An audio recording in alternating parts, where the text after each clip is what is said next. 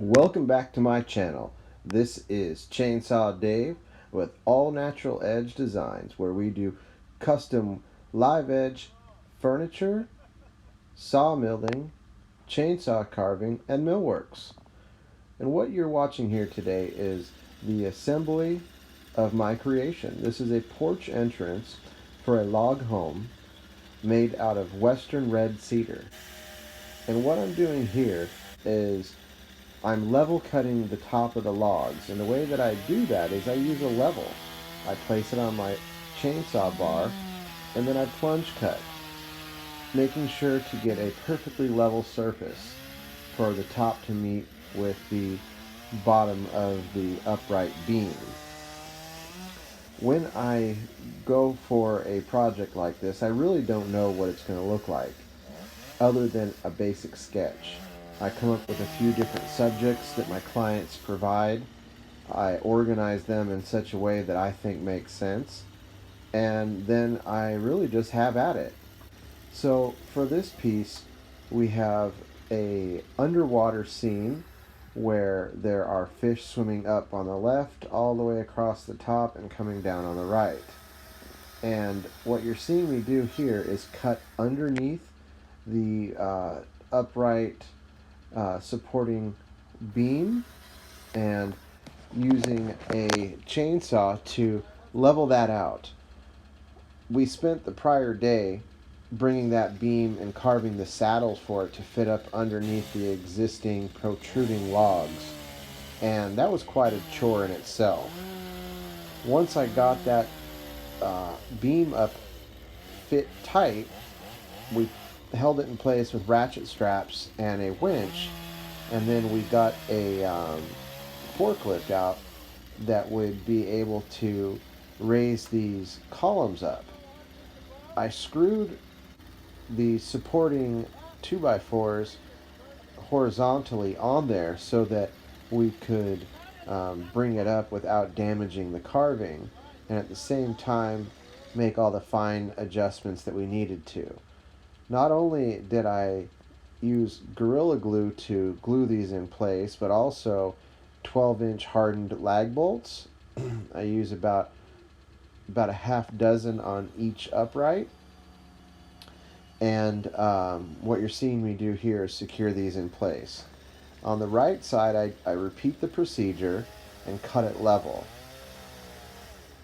While I am doing this, I really don't know exactly how I'm going to tackle it when I get there. I just bring all the tools that I think I'm going to need, because this was off-site. This was about a 4-hour round trip from my studio, and so I just brought everything I thought I would need, and inevitably when I get there, I usually figure out how to make it work.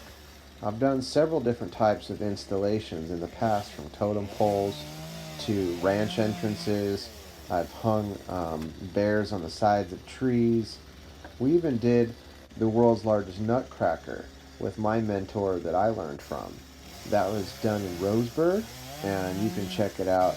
My mentor's name was Toby Johnson, and my name is David Hillisland, and we did that together as a collaborative effort.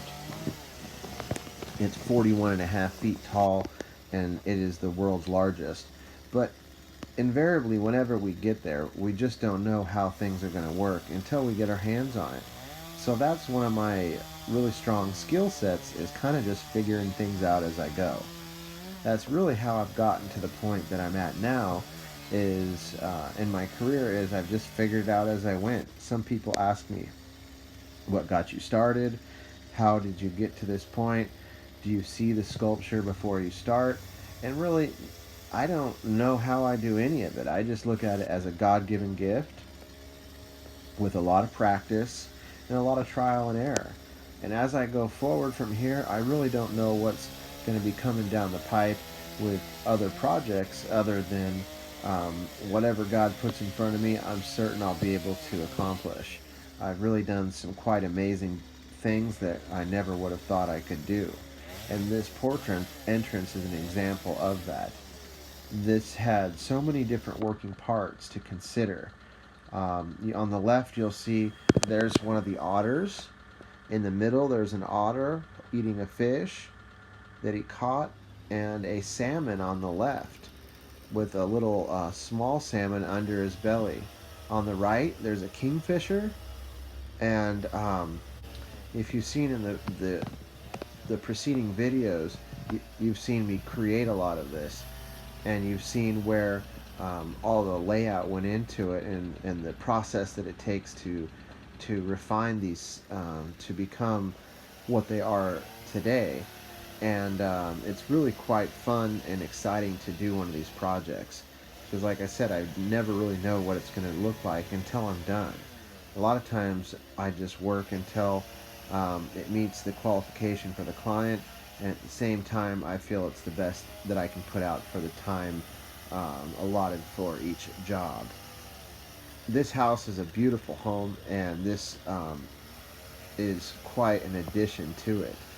It's really flattering and humbling at the same time that whenever I come to these multi-million dollar homes and I work on a piece, that my piece of art tends to be like the cherry on the top of the sundae. And when they commission me, even though their homes are so beautiful, the pieces that they hire from me tend to stand out the most and really be some of the most amazing parts of their home, and also really endear it to them and kind of put a personality stamp. So if you're ever in the market and you are interested in hiring a custom sculpture or work of art for your home, this is something that I can do. This is something that I really love doing. As you can see, there's one fish and another, an otter, another fish there, another otter, a bunch of little fish, a kingfisher, and then more fish coming down and water surrounding the whole piece. So if this is something that you're interested in, contact me, David Hillisland. I've got two companies. One is All Natural Edge Designs. The other is Oregon Chainsaw Sculptures, and you can find me on YouTube. Um, this is really one of my most amazing pieces to date, and it really shows the progression of 15 years of hard work, and I'm quite proud of it. Thank you so much for watching my video. Have a great day, and smash that like button.